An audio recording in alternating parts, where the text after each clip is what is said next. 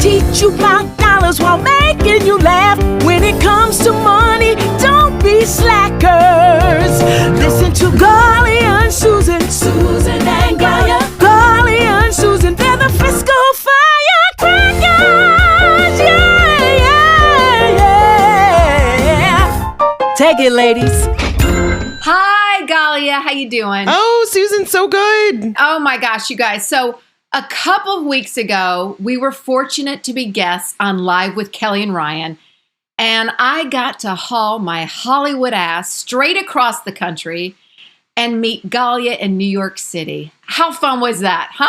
I'm still on a high from it. It was amazing. Amazing. So much fun. Springtime in New York. It was gorgeous. So Jill Lederman, our wonderful partner in crime here, Galia and myself got to rendezvous over tacos and chocolate babkas, lots of laughs.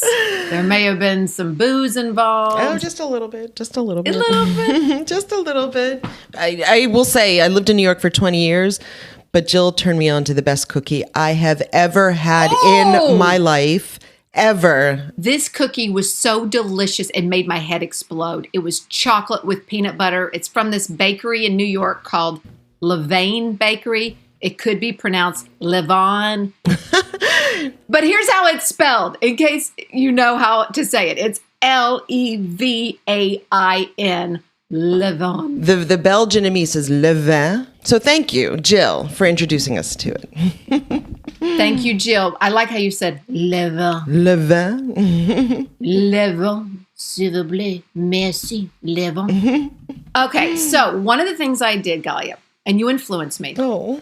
I love Broadway shows. Of course I do. Right, and of course you do. Of course I do. Especially I love musicals. So while we were there, I went on last minute and got a ticket, a fancy ticket to see The Music Man with Hugh Jackman. And it was an expensive ticket, but I splurged.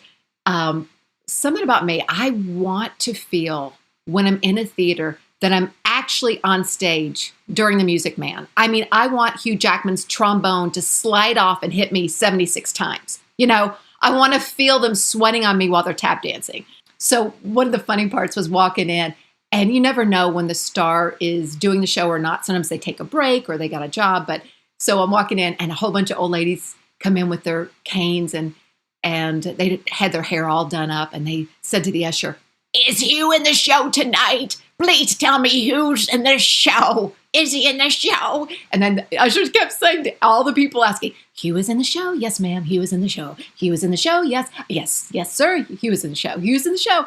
So we were sitting there, just the excitement that the star of the show is in the show. It was just really magical to see him.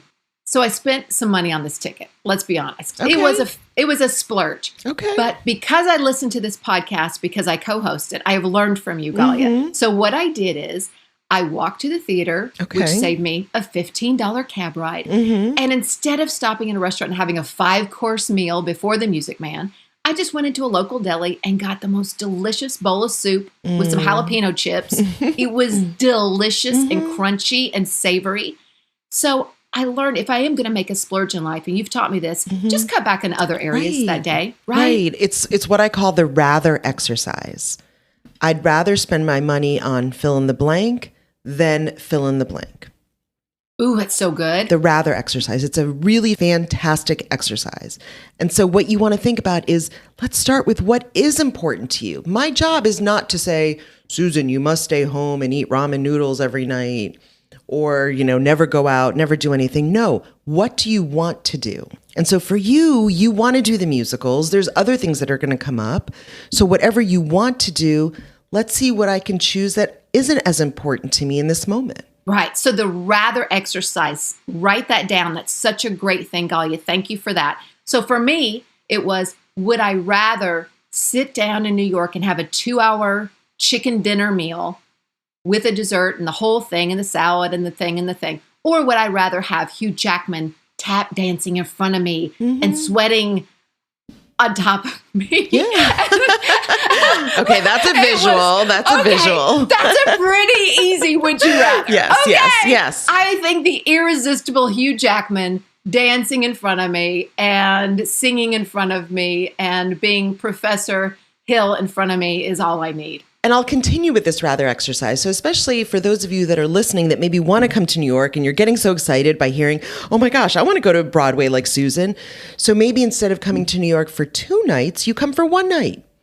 And so you would rather see a show, buy something, do something in New York, but maybe you don't stay in New York as long. So you only come in for 1 night. That sounds very sexy.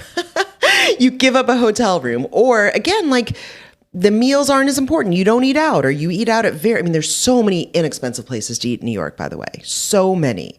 So you could, and it's also nice out that you could even get a meal to go and just sit on a park bench. Yeah. And that's so much fun too. Oh, the other thing, while I was inside the theater, I was able to buy Christmas and Hanukkah gifts. Yes, I was, because I have a lot of Hugh Jackman fans in my family. My son loves them. So I got Music Man sweatshirts and Music Man t-shirts and all that. And what I love about buying tangible objects like that is that it supports Broadway. Mm-hmm. It supports the actors. There's just a feeling that you're supporting live theater, which of course was hit so hard during COVID. Sure. So all around, it was a really good feeling. So can I ask you a question? A really cheap question. So the budget gal and me would see the sweatshirt, and then while the intermission's happening, I would go on my phone and look for it like on Amazon or look for it online. Hello, I did that. Okay. They don't have them.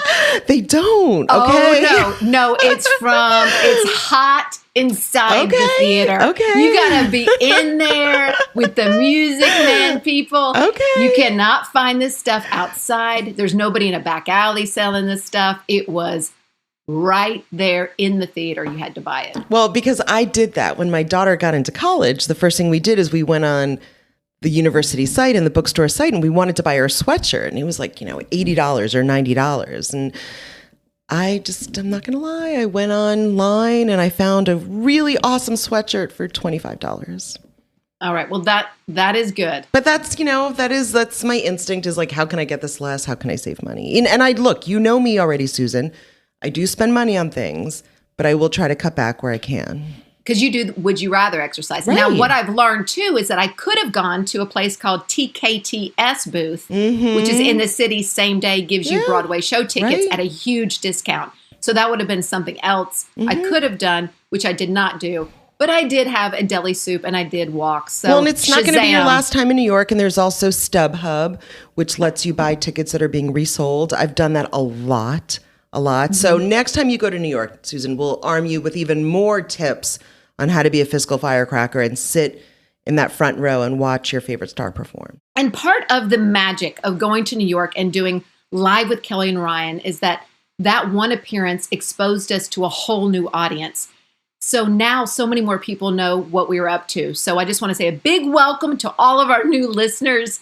We're so glad to have you. And we've been so deeply moved by the deluge of questions, so much so that we decided to devote a whole episode today to them. So the whole point of us doing the Fiscal Firecracker podcast is to help people who have money questions and may not know where to go to get the answers.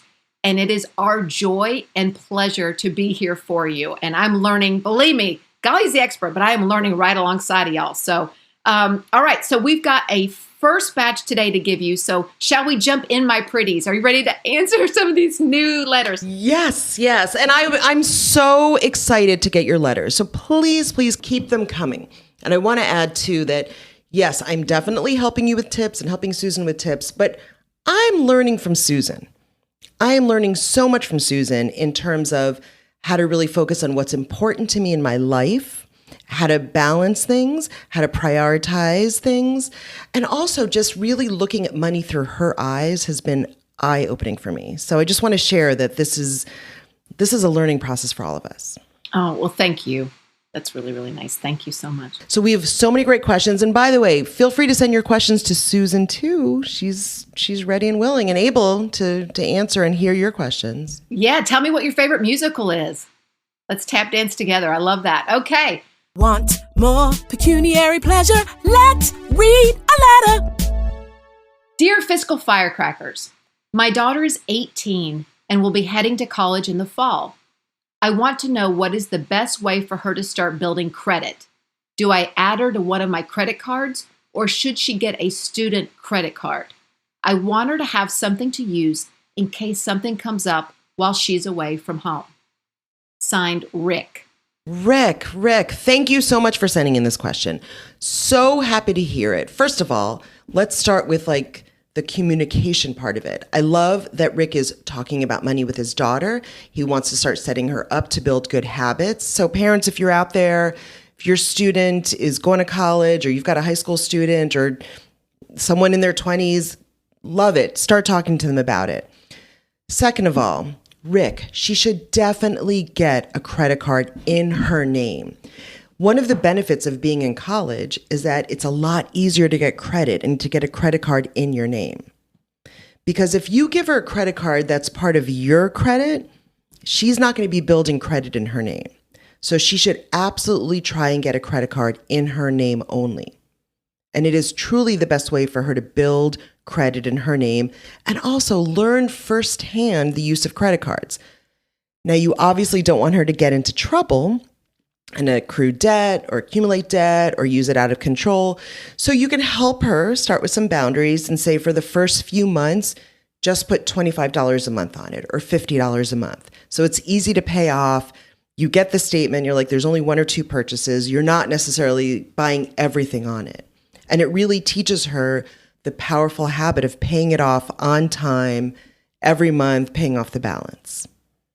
That's great. And do you recommend a certain credit card brand to go with for an 18-year-old? Oh gosh, there's so many. So obviously see what she has access to. Like literally on the university, they might have different credit cards.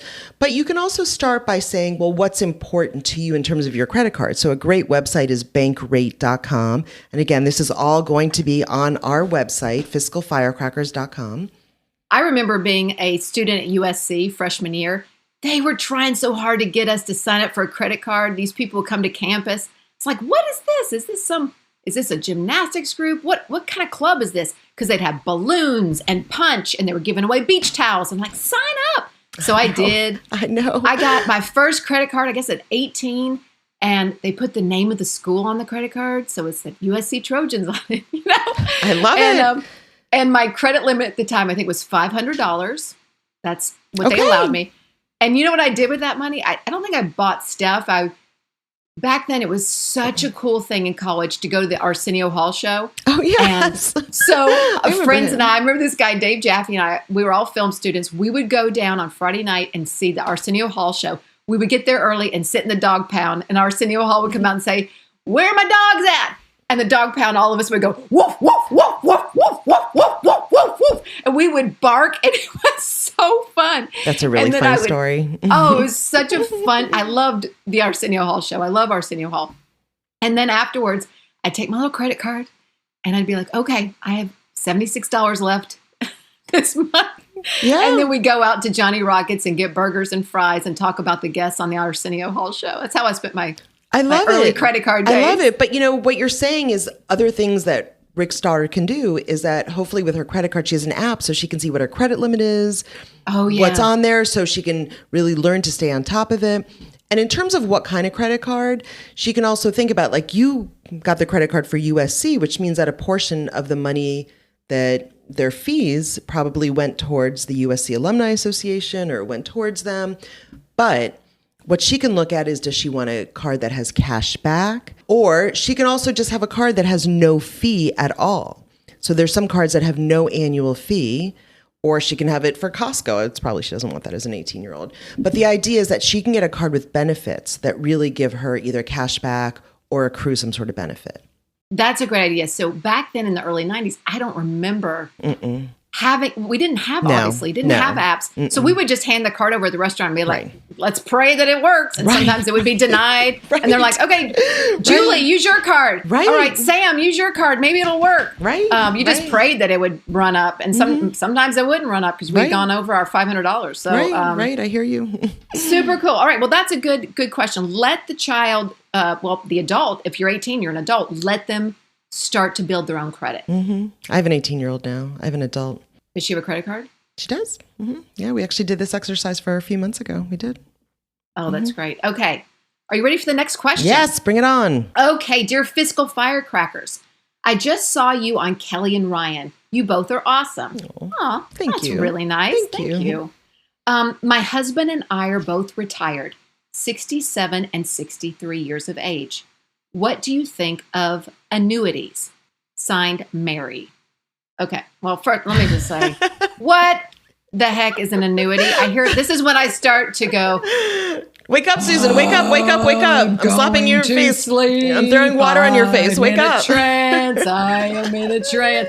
I hear the word annuity. I'm like, oh, please don't let me be at a dinner party and somebody say that word because I'm not going to know it. But here's the thing. I do know what a VC is. That's a venture capitalist. So now I need to know what an annuity is. So an annuity, whenever you have complex financial terms, I want you to think about what it actually means in English. An annuity is something that comes back every year. Right. Well, I was thinking anniversary has ANN. Right. So you would say yearly and then something with new in it. Right. Annual something. So it's essentially an annuity is a financial product that pays you every year. So you would think of something that happens every year, like having a birthday or having sex. I hope it's more than once a year. Okay. It's annuity night go at the Yeagley Neons. No. More than once a year, please. Yes. Okay, so an annuity is essentially a financial product that you are buying that is going to give you money every year. And there's so many different kinds, so we're going to go over a few different kinds. So there's a fixed annuity, and the easiest way is for me to give you an example. So the fixed annuity is locked in at today's interest rates, or when you buy it, and you give them a chunk of money. So let's just say you give them $100,000. And then in 5 years, they start giving you a monthly or annual paycheck or payment. So you're kind of loaning them money? No, you're essentially buying something, and then they're giving you essentially like a return on your investment. Okay. But it's based on a fixed interest rate. So it's a fixed annuity. So today it's going to be locked in at a fairly low rate, which is about 2-3%. Okay. Because that's what today's rates are. So it's really great for older people that just want to lock in a monthly or annual payment. And I said 5 years, but there's so many different kinds. You can buy one that starts paying right away. That's an immediate. You can have one that's in 5 years or 10 years. Like you can buy it at age 40 and say, start paying me at age 65. Like there's so many different kinds. But the idea is fixed. You give them a chunk of change and then they guarantee you a fixed payment at a certain point in time. Okay. So fixed annuities, I love. My only caveat for today is that it's not the best investment because you're essentially giving them your money and you're only going to get that interest rate for the rest of your life. And they keep the principal. Yes, right? exactly. Okay. Mm-hmm. So you can also say that it runs out when you die or it's for a certain period of time. There's so many different kinds. But the idea is on the whole, you're locking in a fixed interest rate. So I would just say if you're going to buy a fixed annuity today, I might wait a little bit just because let's wait for interest rates to go up. So that's number one. The other kind of annuity that is very popular is what's called a variable annuity. So you're not getting a fixed payment. You're essentially going to get a different payment every month because it's going to be based on the stock market. Okay. So you could get a lot, but it's also riskier. Like right now, the market is, I don't even want to tell you what it did today. But the idea is that imagine if you're a retiree and this is what you're counting on for income and it's going to go up and down every month.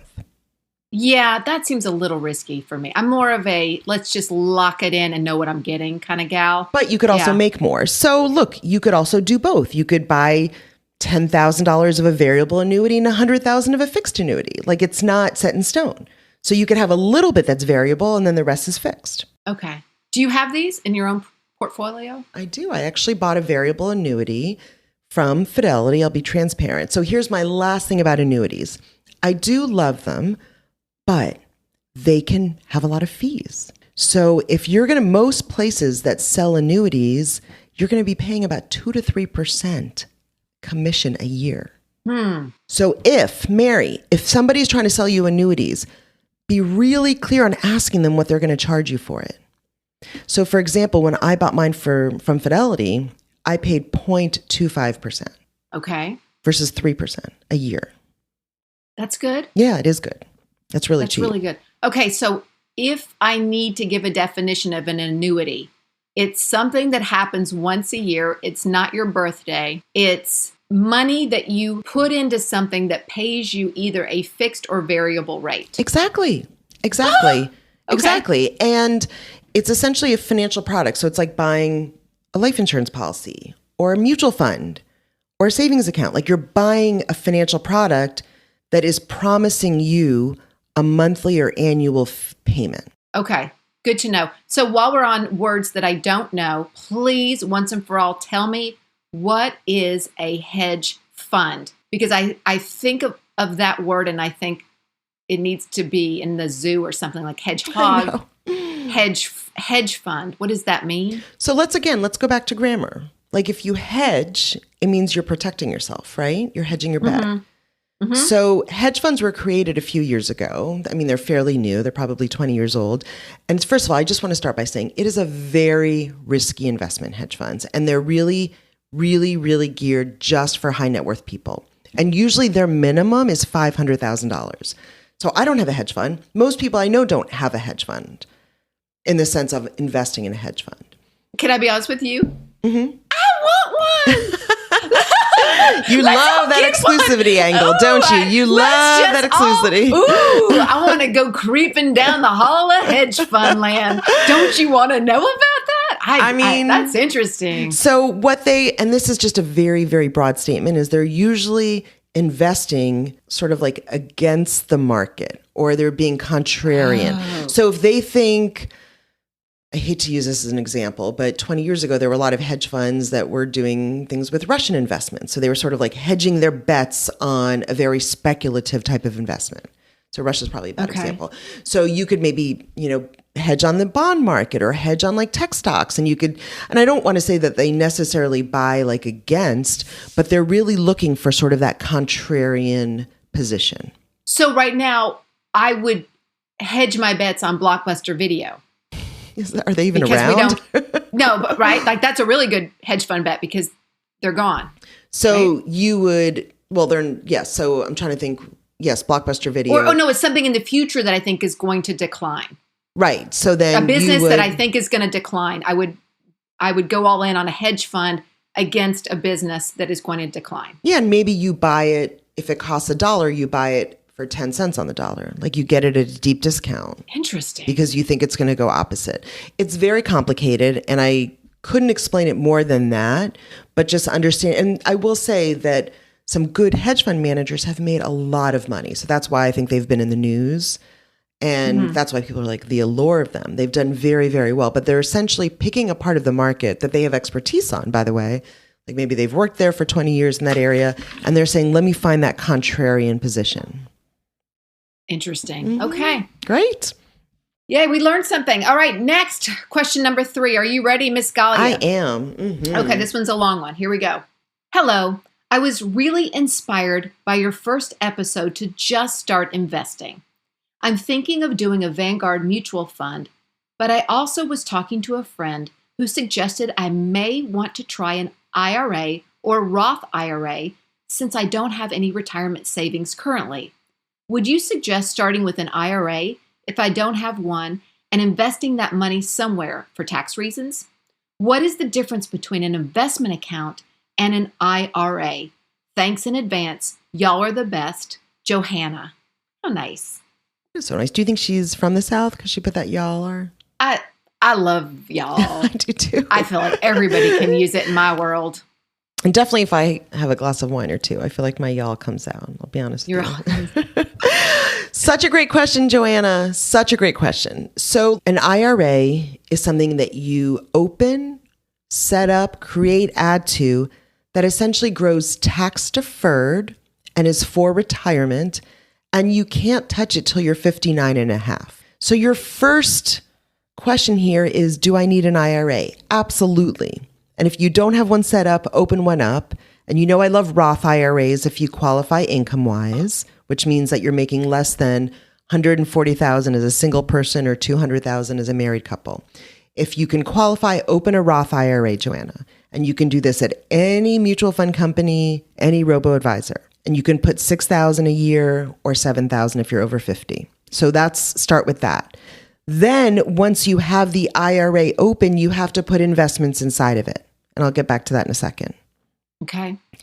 The second that you asked about is an investment account. And this is just what we call a regular taxable account that you do buy investments in, but you can take that money in and out whenever you want. You can touch it whenever you want. Now you pay taxes on it. So it's going to grow. You're paying taxes. And if you take it out, you pay taxes if it has appreciated.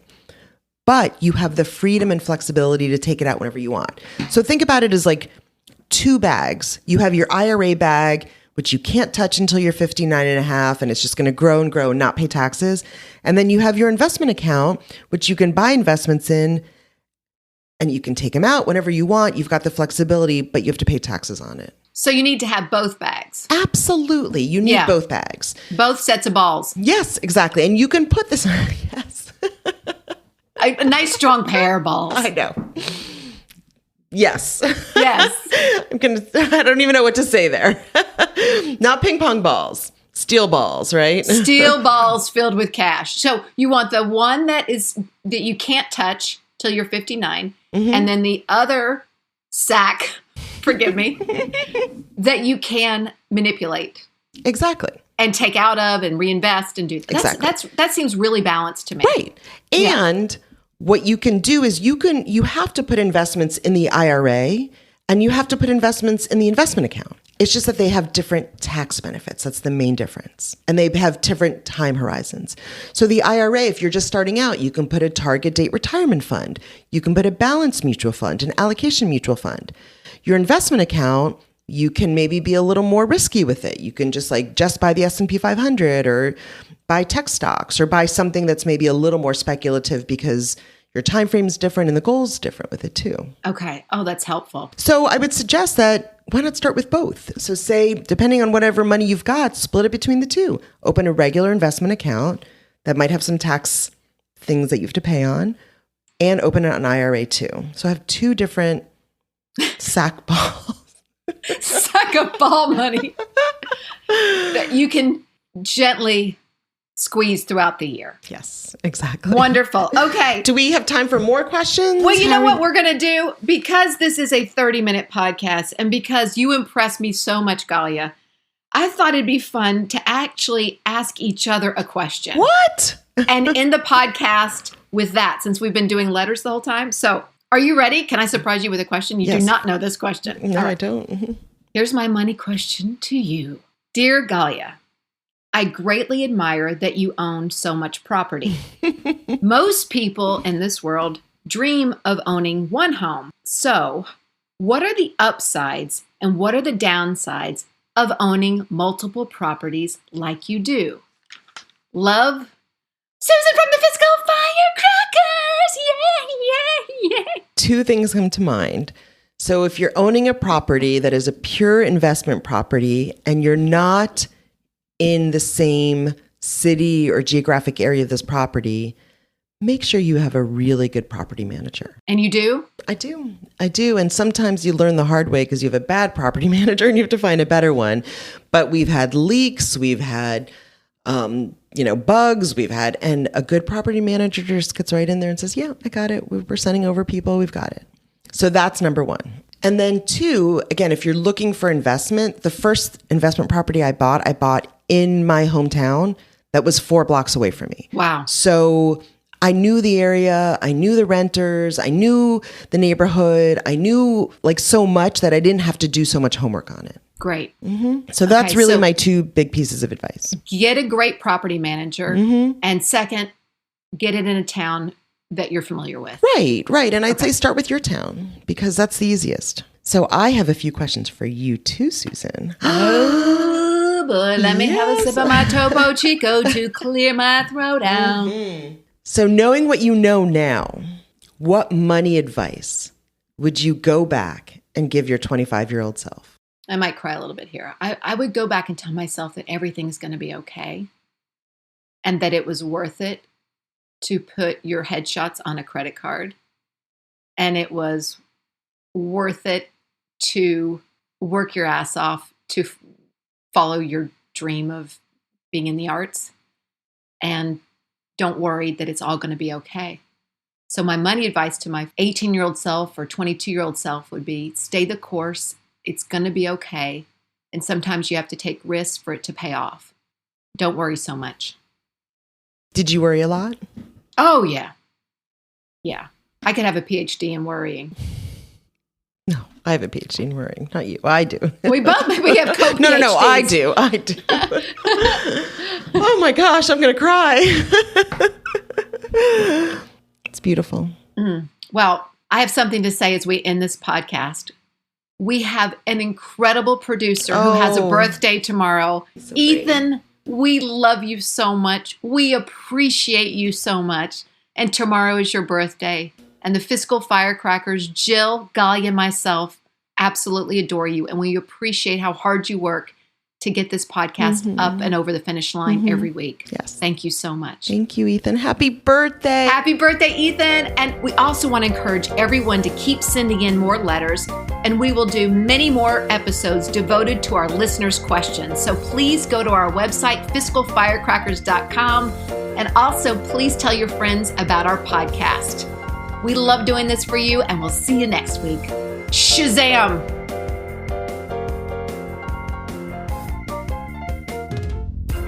Thank you for listening to our podcast, The Fiscal Firecrackers. While this podcast contains information about finances and investments, financial results discussed herein are not necessarily typical and are not a guarantee of future success. The creators of this podcast make no warranty, guarantee, or representation as to the accuracy or sufficiency of the information featured in this podcast. The information, opinions, and recommendations presented in this podcast are for general information only, and any reliance on the information provided in this podcast is done at your own risk. The podcast should not be considered professional advice and is not a substitute for a financial planner or investment banker. Please seek professional guidance and do your own research before investing. I know that's a mouthful, but you were hungry, right?